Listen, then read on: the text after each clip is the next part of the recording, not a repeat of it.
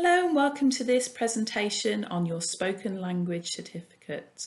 Now this lesson is intended for you to do at home, and we'll be also looking at this on your return to the academy as well. We're going to go through what exactly the spoken language certificate is and what you can be doing at home to prepare for this. So spoken language then, it is essentially a presentation or a speech. And as you can see on the pictures there, there's some very famous speakers, and we're regularly hearing speeches at the moment in the daily briefing. And you can probably think of some examples of speeches that you've heard throughout your years as well. And you're going to be creating your own speech. Now, this is actually a real bonus because it will give you a certificate that you can use for future employment. So English, it's the gift that keeps on giving. Not only do you get a language GCSE, you get a literature GCSE, but you also get a certificate in your presentational skills in your spoken language.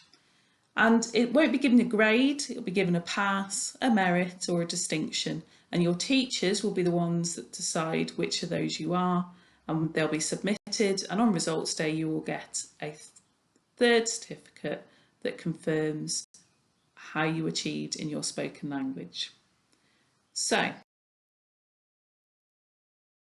little look at what the exam boards say about what the spoken language presentation is.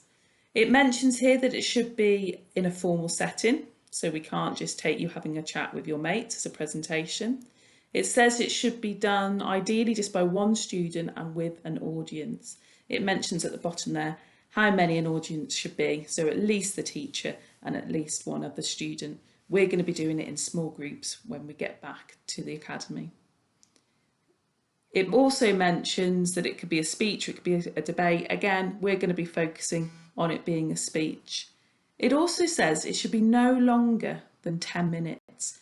I've never seen a presentation less than 5 minutes that's passed. So it is worth thinking somewhere along the lines of between 5 and 10 minutes long in terms of your presentation.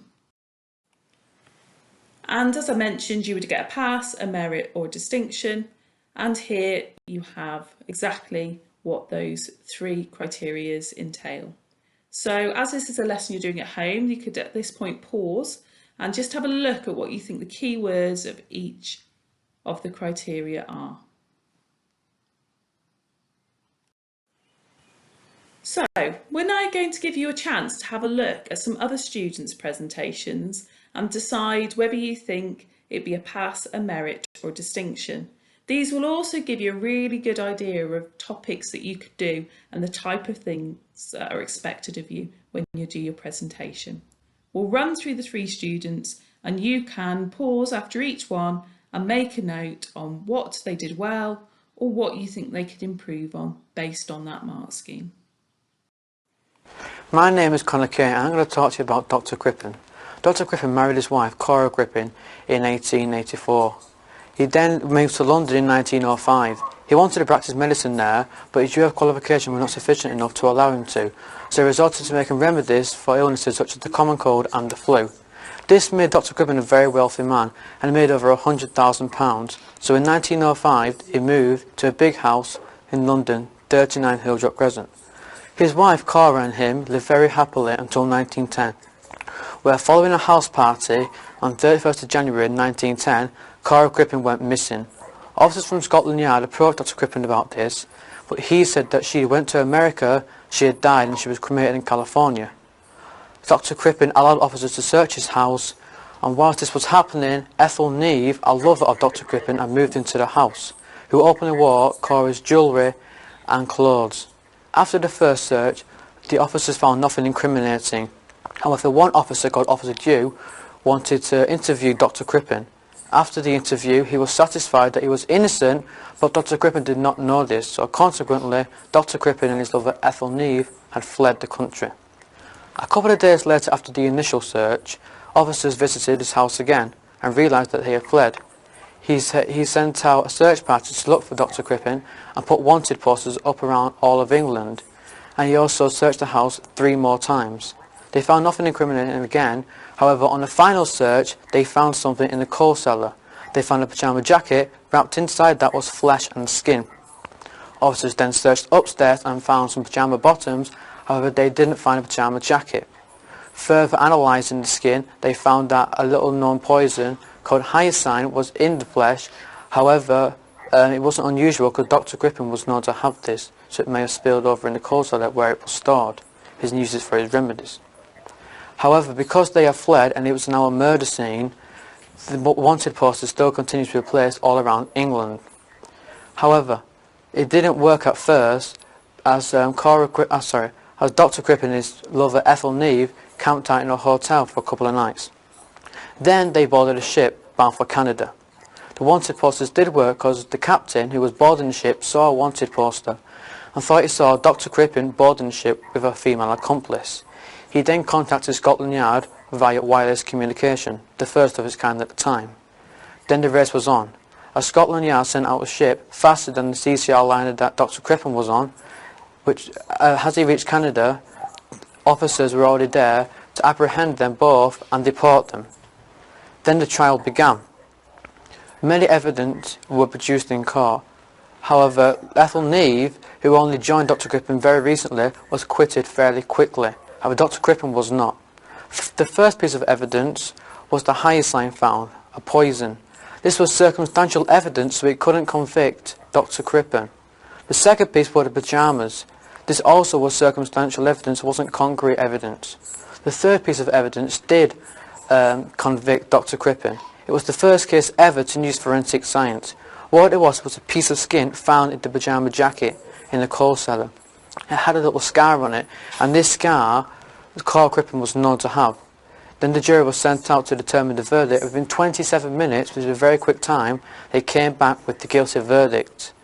Then Dr. Crippen was handed the death sentence via hanging, and on November the 23rd, 1910, he was hanged. Now, for almost 100 years, people thought that Dr. Crippen murdered his wife. However, in 2007 in Michigan, Dr. Crippen's hometown, a team of toxicologists extracted some DNA from the skin sample that had been used in the court case. They also got some DNA from 3 of Carl Crippen's great nieces. Now, they see if it matched. One mismatch may have been a mutation over the decades, however there were 5 mismatches, which meant that the body found in the coal cellar was not Carl Crippen's. Also, after more analysing the flesh and the skin sample, they determined that the body was actually a man. And because the court case was for Carl Crippen only and not murder of anyone, then Dr. Crippen should not have been hanged. Why was his accomplice at that time, Ethel Neve, why was she not given as evidence in the trial? Why was she with him as well? Because what did she have to do with him? Well, she was a lover of his. See, apparently they thought that Carl Crippen had been seeing other men behind Dr. Crippen's back, and so Dr. Crippen saw, when Carl Crippen was out the picture, so to speak, Ethel Neve moved in with Dr. Crippen. But because she joined very recently, and there was no physical evidence or circumstantial evidence linking her to the crime, she's acquitted. Why didn't the police identify the body of Cora straight away rather than... Well, at that time in 1910, they didn't have the technology to identify someone using forensic evidence. That's why the forensic evidence in court was just a scar. There was no microscopes or any DNA testing at that time. Any other questions? When they found out that the man was innocent, like, how did people react to it? Well, it's not 100% like foregone conclusion, but many people believe that he is innocent. And his family, who lives on Crippen Street in Michigan, said that they want a pardon from the English government, which means that he's proven not guilty. Even though he's been punished for the crime, the whole world knows that he's not guilty. However, the English government refuses to give him that at this moment in time.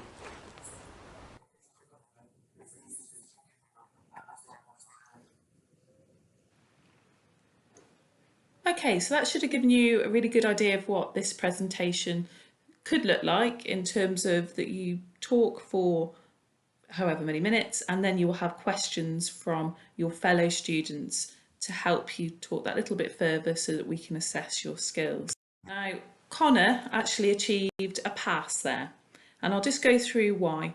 Although he did speak for a very long time, and that actually perhaps longer than you need to, It was felt that he had kind of just rattled through it with a certain pace without taking the time to pause and talk a little bit about the topic that he was talking about and explaining it clearly. Sometimes he could have perhaps stopped and used non-verbal features to engage his audience. He did speak in spoken standard English, which is what they're expecting of, and he did answer the questions very well as well. So that got a pass. So it's a good idea of what you need to do to get a pass. We're now going to watch a second student. So again, if you give them a chance to speak and then have a little think whether they get a pass, a merit or a... Hello, my name is Charlotte and I'm going to be talking about why large retailers are killing off the high street and what we can do about it. What do you value more, convenience or community? Shockingly today, 1 in 6 shops throughout the UK today lay empty. Is this due to supermarkets attracting the public with cheap and convenient produce, or are smaller businesses just failing to keep up with changing retail habits and consumer needs? In 2009, the retail price paid for milk to farmers was getting lower and lower, and this was making small dairy herds non-viable as businesses. The family business, co-owned by my uncle, grandma and granddad, was getting not profitable enough to support one family, never mind 2. The decision was made, therefore, to cease dairy farming. This is a common pattern in UK agriculture, where smaller dairy farms stop producing milk and larger dairy farms increase their herd size to maintain profitability. Retail parks, such as Meadowhall in Sheffield, take business out of town and consequently away from the high street.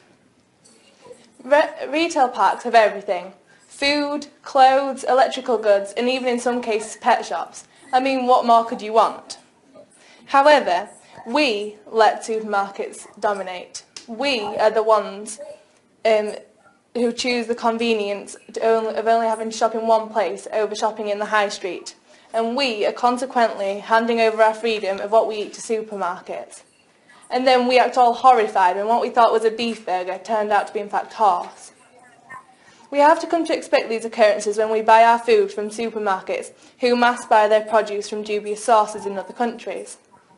We can never truly know what's in our food.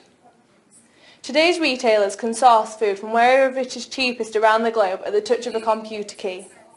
But to meet this demand, our food travels thousands of miles, often by air, and this is a major contributor to climate change. The Guardian did an investigation where they bought a basket of fresh food from major retailers. They found apples from America, lettuce from Spain, peas from South Africa, sprouts from Australia, chicken from Thailand, and many more. The total food miles for this was just under 101,000. They did this report a while ago, and whilst much of our food is still flying in from all around the world, there have been signs of improvement. Supermarkets are often the birth of retail parks. They are first built and other giants flock to catch the supermarket's customers. A few businesses have found innovative ways to stay producing locally and also keep in competition with larger retailers. Some have started local organic veg box schemes. They fill boxes with standard vegetables like potatoes, carrots and onions, and then whatever is in season. This keeps produce local, and they supply recipes so you're not left with something you've never seen before that you're unable to use.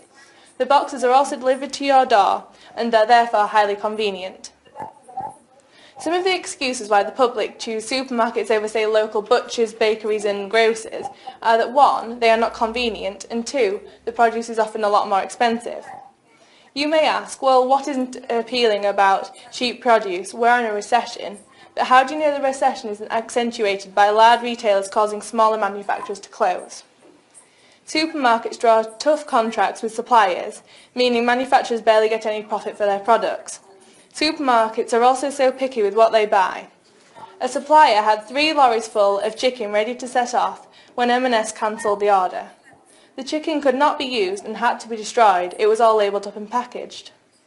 Large companies draw short contracts with suppliers so that they don't develop an emotional connection and therefore don't feel guilty when they cancel orders. Once, my uncle, grandma and granddad were this supplier.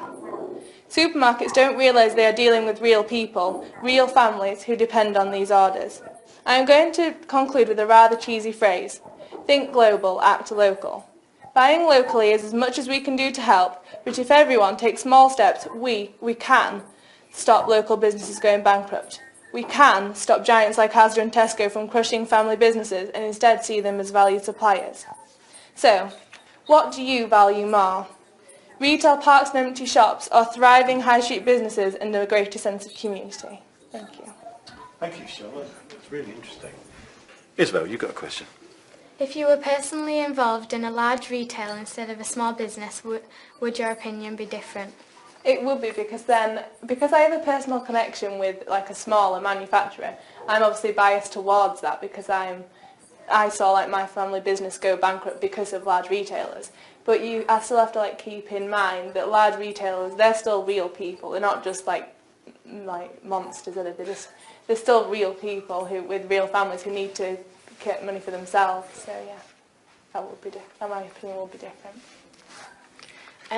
Do you think Mary Porter's campaign to help smaller businesses is working to promote the high street? It is, but they did a programme about it recently on Mary Porter's and what she'd been doing, but what she'd done then had failed. But I think she's going to try it again, and I think it maybe will work this time because they've made some changes. So yeah, I think it will work. I'm trying to think, Charlotte, about why personally myself, I hear all your arguments. I live reasonably near a run of small shops, and yet I don't use them even though I know I should. And is it partly because supermarkets sell all those other things you need to buy as well? Yeah, I think it is because they have everything. They have like clothes, and you can even get like, I don't know, kettles and things now. So you can just go to one place and get everything you need at once. Whereas if you're going to go to a smaller shop, you've got to kind of trail around trying to find what you need. And sometimes you don't even find what you need then, and it's often more expensive as well. So that's probably why. And now a harder question, more philosophical question, if you like. What you're sort of talking about in a way is what you might say is called capitalism, and that is, you have a free market and the strongest survive. Yeah. So how can we, are you asking the government to legislate so that the free market isn't free anymore? In fact, it becomes controlled. Well, no, I'm not, because I suppose it's kind of a bit like evolution, where all the weaker ones are going to end up dropping out. But the ones that have found ways, like this veg box thing, they're thriving now due to that. And I suppose because of that, they've become a larger retailer. So I suppose it's probably more about helping the smaller businesses expand so that they still thrive in their environment. And have a certain competitive edge. Yeah, so that I think that we should help the smaller businesses to become more profitable.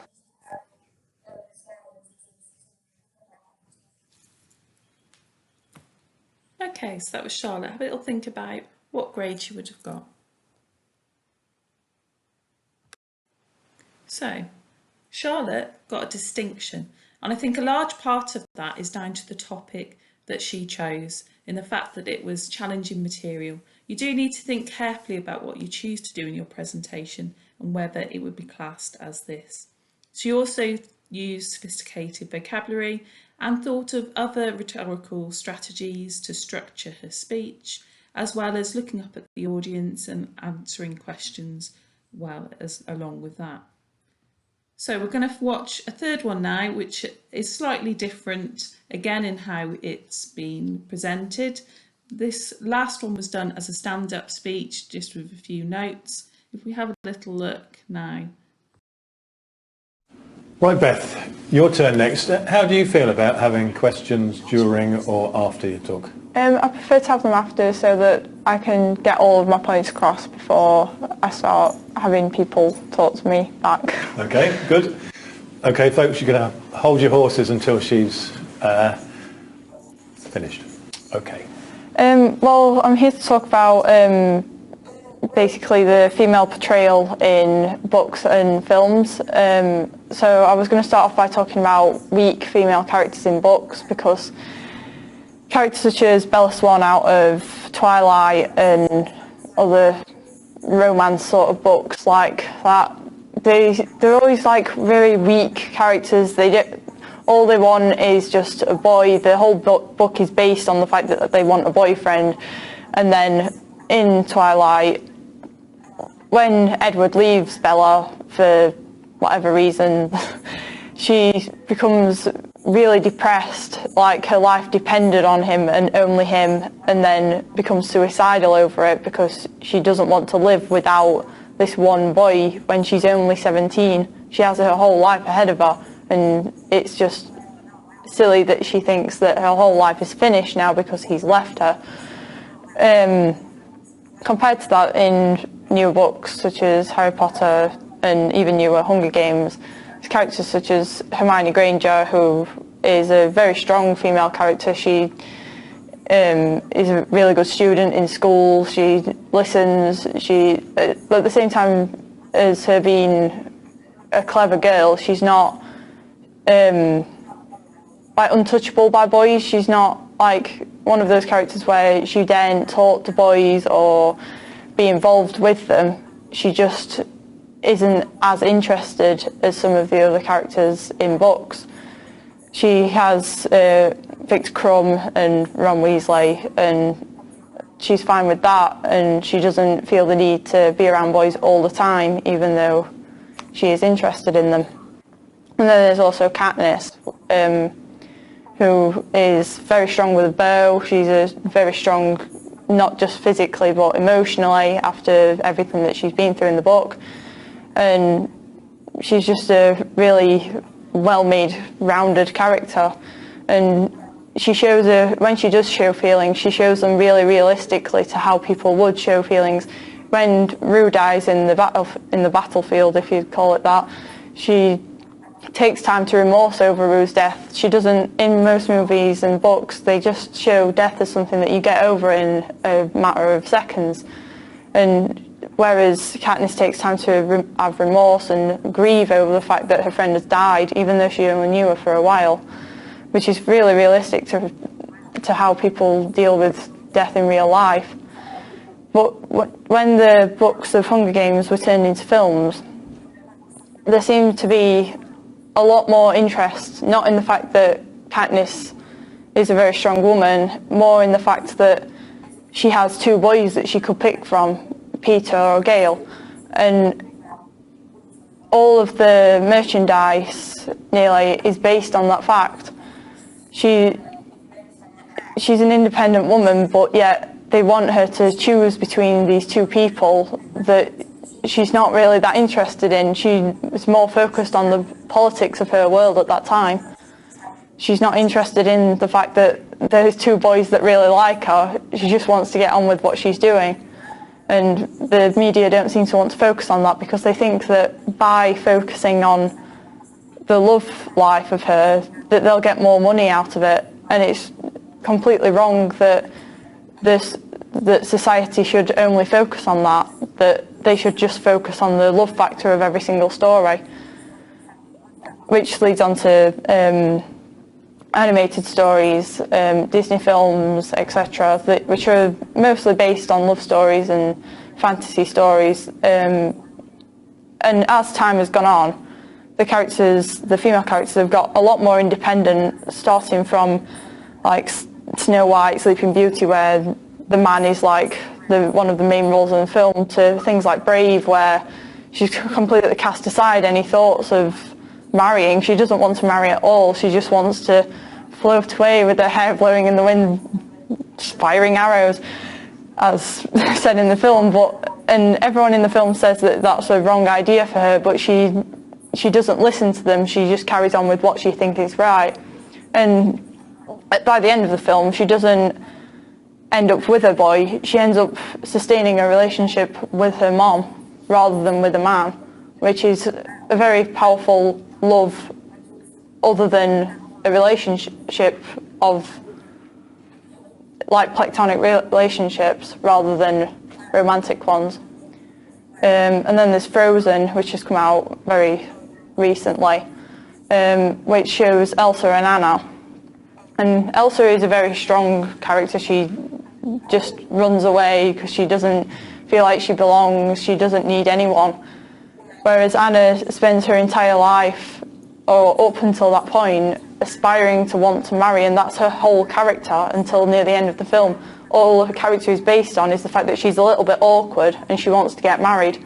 That's all she's bothered about. When the gates open, she isn't bothered about meeting people, learning their stories. She wants to find someone to marry, which is a completely wrong idea, and girls should not be taught that all their lives should be spent wanting to find someone to marry. I think that's about... Okay, I've got some questions, yeah. Let's start in the front row. Why do you think there's such a difference between Anna and Elsa in Frozen? I think probably because Elsa has been cast aside at a young age because of her powers in the film. She hasn't had... she felt the parental love more when she was younger.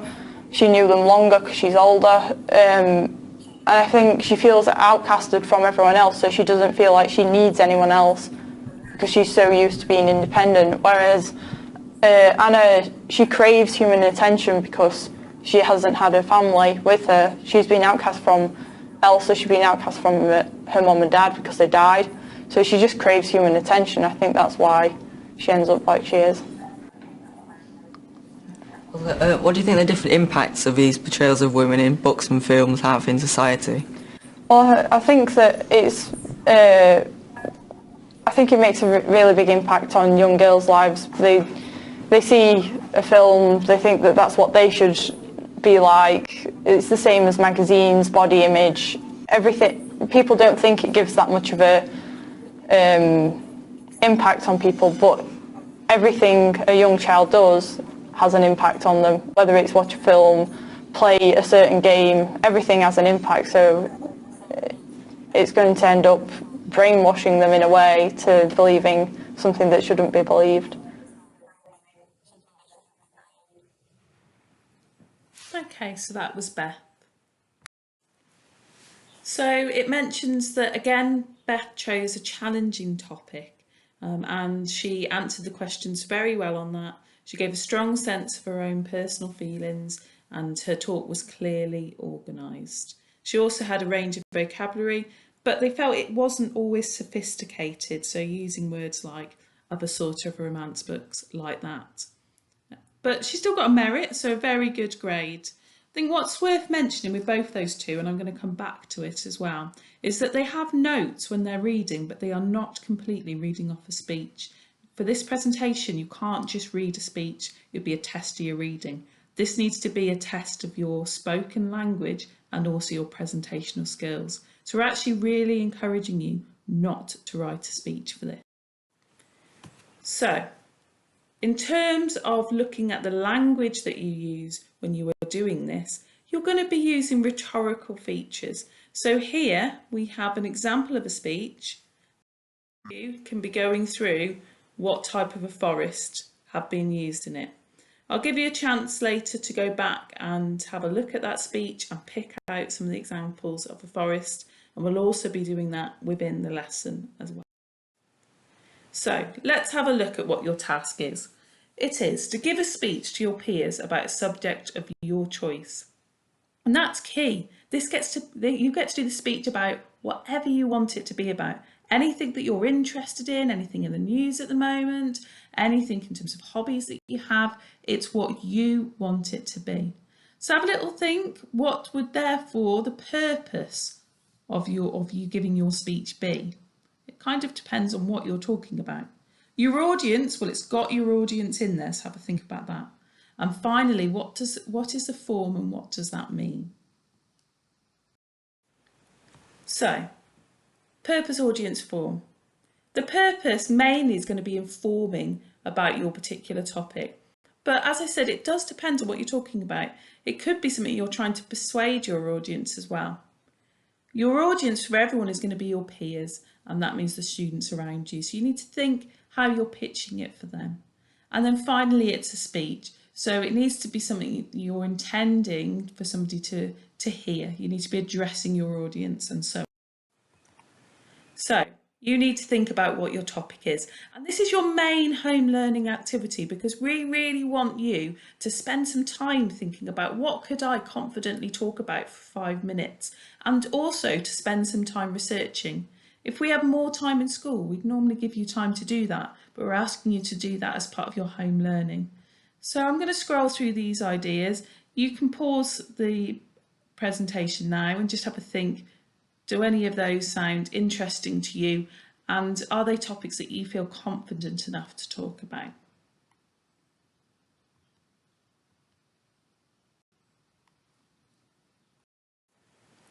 So, got some more ideas on the left there, and on the right hand side, again, a sum up of what exactly you'd need to get into the merit and distinction. And that's why it's really important to choose a topic that's going to hit the sophisticated ideas that is needed to move up into distinction, or the challenging ideas if you're moving up into the merit.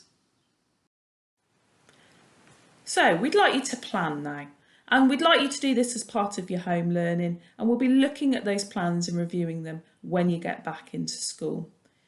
You should think about how you can have an introduction, introduce what you're actually going to be talking about for your speech, and then think about 4 or 5 points that you're going to make for your argument, or if you're informing about your topic. If you'd like to jot that plan down on some paper that you've got at home, and we can also provide that template for you when you're in school. So once you've had a plan, have a think about actually how you're going to present your speech. What are you actually going to be saying in it? As I've already mentioned, ideally we don't want you to write a speech unless you're amazing at learning things off by heart, in which case that's an idea, because then all you've got to do is just perform that in front of your class. However, what's probably better is that you make cue cards, and I'll be going through that again shortly. So on your cue cards you could write, well, how am I going to start? And if that might be a quote, for example, or your opening statement, you could jot that down on a cue card just to remind you what you're saying. There's 8 different ideas there of how you might actually open your speech. Again, we'll be going through that in school, but have a little read through them now by pausing the presentation. And then in terms of how you structure each of your paragraphs, and you'll probably put these beginnings on your cue cards, you've got your connectives that you might use. You might use a certain rhetorical question to begin each of your paragraphs. You might think carefully about a word that you're going to begin each paragraph with, just to structure your speech and make it really clear for your audience. A reminder there that your speech should last about 5 minutes. And all the way through, try and use those Afaris features that we identified in the earlier activity. So, as I said, in school, we will be looking at how you actually present these speeches that you have planned and researched at home. But if you are working from home and you want to do a little bit more, then you could start to make your cue cards. So just cut up a piece of card or paper and just write down a few words that are going to prompt you when you are presenting your speech in front of your class. We would really discourage you from writing it in full, as I've mentioned, and you could use a PowerPoint in the background and perhaps have some pictures on there or a couple of words to prompt you on what you're saying on each part of your speech. But make sure there's very little on that PowerPoint. We don't want you to be reading off a PowerPoint.